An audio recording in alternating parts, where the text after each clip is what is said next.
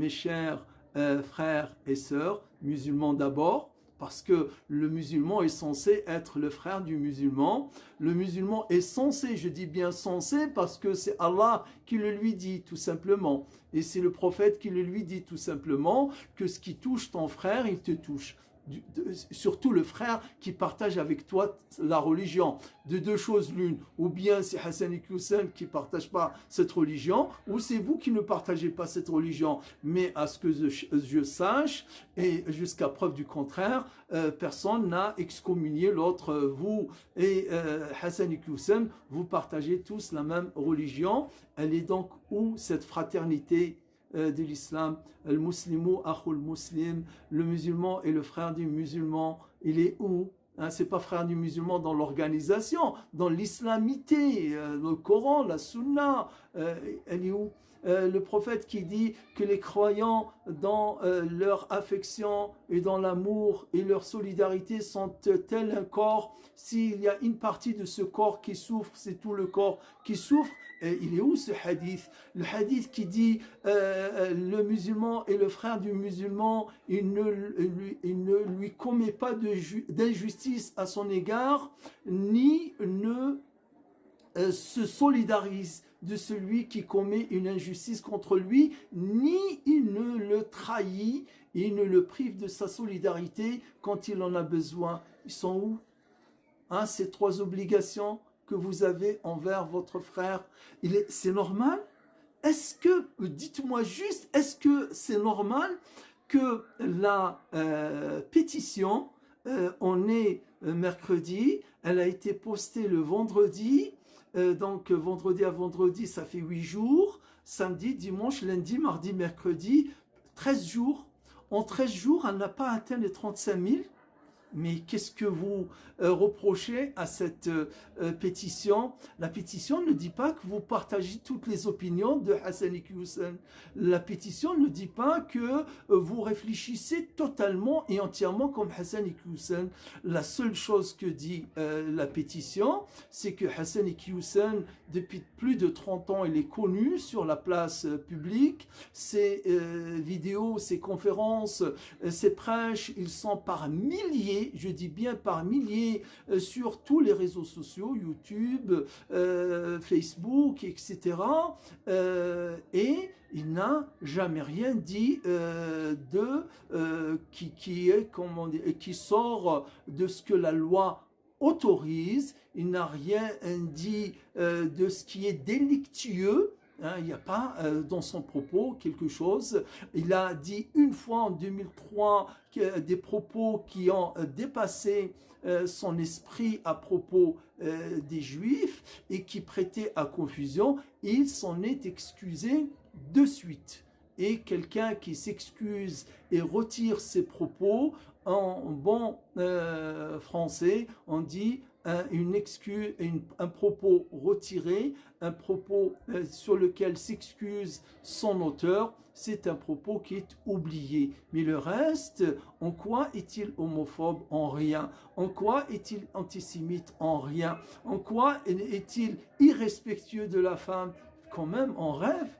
Hassan et Hussein, non respectueux de la femme, s'il y a bien quelqu'un qui défend la femme, bien sûr dans le cadre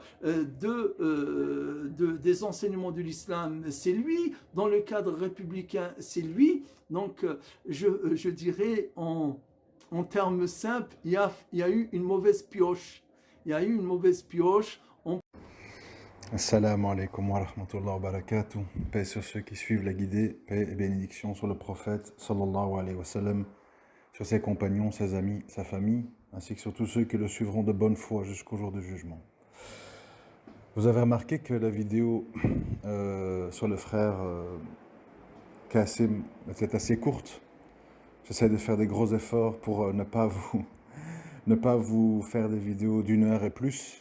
Mais ça a comme conséquence que c'est incomplet. Et donc, voilà, je dois faire quand même une partie 2 pour combler certaines choses que je n'ai pas abordées. J'en suis désolé. Je m'en doute bien que je remplis vos abonnements YouTube de vidéos. On doit se dire, on n'en peut plus. Je sais qu'il y a des frères, ils ont 7, 8, 9, 10 audios de retard. Bon. Mais ils sont plus courts aussi. Hein. Si vous regardez, il y a beaucoup de vidéos courtes, 15 minutes, 13 minutes, 11 minutes. Donc, il faut tout relativiser. Ceci étant dit, je vous ai mis au début de cette vidéo le parfait opposé à Qassim. Un vieux monsieur, un vieux musulman avec une belle barbe blanche, des belles dents blanches, un beau vocabulaire, pas de tatouage, pas de vulgarité, pas de lunettes de soleil, pas de casquette, etc. Et qu'est-ce qu'on fait? Et qu'est-ce qu'on fait? Parce qu'à un moment donné, il faut illustrer. Alors, ce que je voulais dire aussi au frère Qassim, que j'ai pas pu lui dire dans la première partie, c'est qu'en fait, il y a une seule critique que je peux lui faire, au-delà de tout ce que j'ai déjà dit en termes de compréhension de ce qui lui arrive, c'est que, et ça il doit l'entendre, parce que le rappel profite aux croyants, et je crois que le frère Qassim, il a cerné, je ne fais pas partie des gens qui veulent le piétiner, l'humilier, ou je ne sais pas quoi. C'est certainement pas ce genre de frère que je vais viser pour faire ça, mais plutôt le Gugus là qui vient de passer au début de cette vidéo et qui chantait il y a quelques années en pleurant sur son minbar. Je ne suis pas venu de mon Algérie pour voir la France devenir d'extrême droite. Et aujourd'hui, on le voit supplier d'avoir des signatures dans une pétition pour son pote qui appelle au riba, au vote, et en disant « mais il n'a rien contre les homos, mais il n'a rien contre les femmes, etc. » Enfin bref, ça c'est la vulgarité. Ça, vous voyez? Malgré les belles dents, les belles barbes, les beaux mots, ça c'est la vulgarité. Ça c'est des crachats dans nos figures, des gros crachats. C'est ça que j'ai voulu dire dans la partie 1. J'illustre. Ceci étant dit, pour être complet et par crainte d'Allah, je voulais rajouter ceci pour le frère Qassim.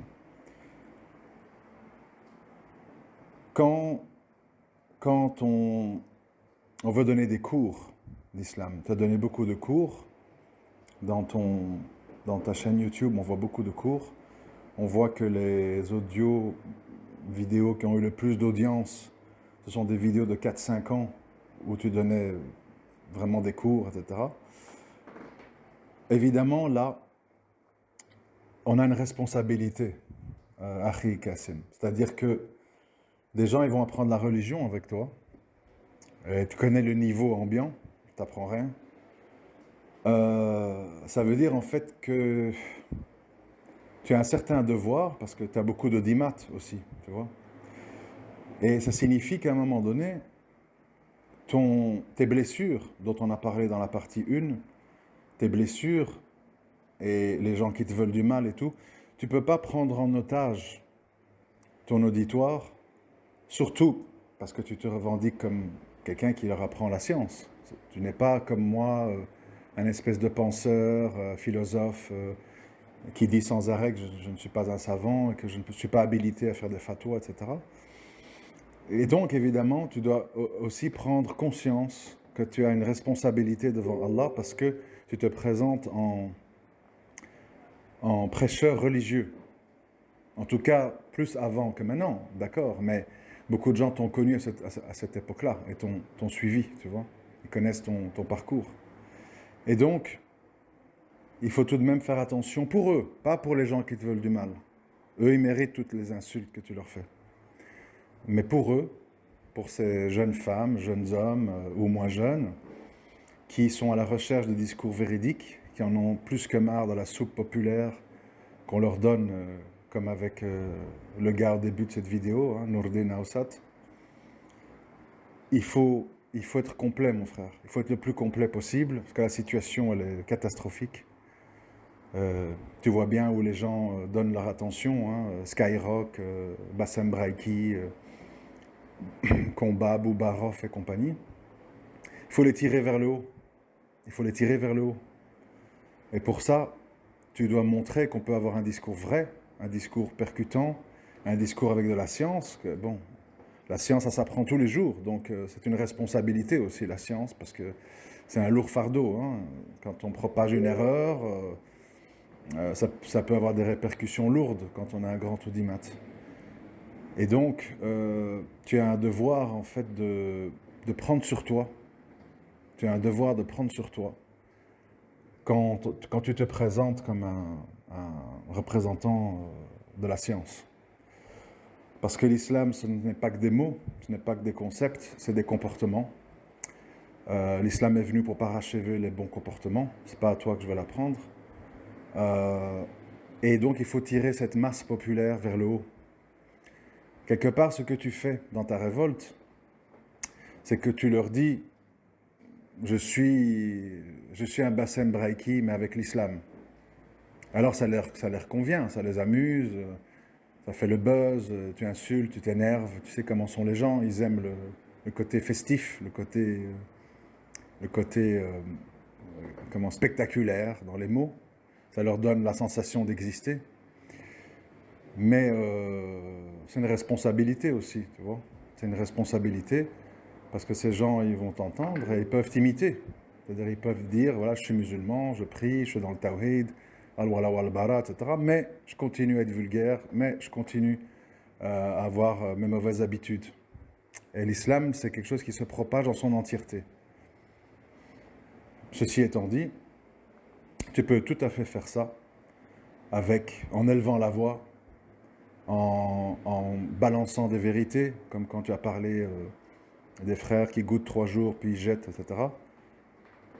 Mais en évitant les excès. En évitant les excès parce qu'ils vont les reproduire. Parce que les êtres humains, ils cherchent des leaders, ils cherchent des représentants. Et chacun, il cherche ce qui lui correspond. Et puis, il imite. Tu vois, il y a très peu de leaders dans ce monde. Il y a très peu de gens qui avancent seuls. Tu vois. Les gens, ils suivent. Ils suivent et ils copient. Et donc, parce que certains frères sont adressés à moi, ils m'ont parlé d'une autre façon que je te parle, mais moi je traduis pour que ça soit compréhensible et acceptable pour toi. Si tu veux être un leader religieux, il faut acquérir toujours plus de science. Moi je ne suis pas un savant, donc je ne me présente pas comme un leader religieux, plutôt comme un sociologue musulman, on va dire. Et il faut avoir conscience de la responsabilité, parce que tu as beaucoup d'audimat, bon peut-être moins qu'avant, parce que voilà, il y a eu tellement de mises en garde, à mon avis, que voilà, ton public il a un petit peu changé. Mais au fur et à mesure du temps, de ton évolution, tu dois essayer de garder ta révolte, garder ton franc-parler, ne pas céder à des discours soporifiques, endormissants, etc. Mais en encadrant ça de limites, pour pas que les gens en fait tombent dans les excès et pensent que c'est compatible, tu vois, compatible. On peut comprendre, mais on peut aussi dire que c'est pas en phase avec l'islam et ses valeurs et son idéal. Et donc c'est tout un art en fait de manier le côté électrisant, secouant, mais en même temps un minimum académique pour être audible d'un maximum de gens. Parce que malheureusement, tu le sais comme moi, il y a des musulmans, pour un mot vulgaire, ils vont faire pause ou stop. Par contre, quand on va voir Nourdine nous montrer ses belles dents pour nous égarer, ils vont écouter jusqu'à la fin. Et donc le but, c'est capter l'audimat de ces gens, Ismaël Mounir, Hassani Hussein, Tariq Ramadan et toute la clique. Et pour ça, en fait, il faut avoir une porte d'accès. Et la porte d'accès, c'est d'être audible par ces gens. Si on ne fait pas l'effort, on n'est audible que par les gens qui sont sensibles à notre façon d'être, mais pas par ces gens-là. Et le but, en fait, c'est de le contrer, ces menteurs, contrer ces marchands du temple, contrer ces castrats, même s'ils ont une barbe. C'est une barbe pour cacher leur castration. Il faut agir avec intelligence, tu vois, et stratégie. Parce qu'eux, en face, ils bossent. Tous les soldats de Shaitan, tous les castrats, ils sont là, ils prennent la place, ils se présentent, ils font leur beau sourire, leur beau vocabulaire, et ils nous montrent comme des égarés, des chers Google, des imbéciles, etc. Donc il ne faut pas leur donner des armes contre nous. C'est ça que je voulais te dire, Kassim. Qu'Allah nous guide et nous pardonne. J'espère que tu vas bien prendre ce message parce qu'il est fraternel et je suis sûr que tu t'en rends compte. ça vise en fait à t'améliorer et élargir ton spectre d'influence. Assalamu alaikum wa rahmatullahi wa barakatuh.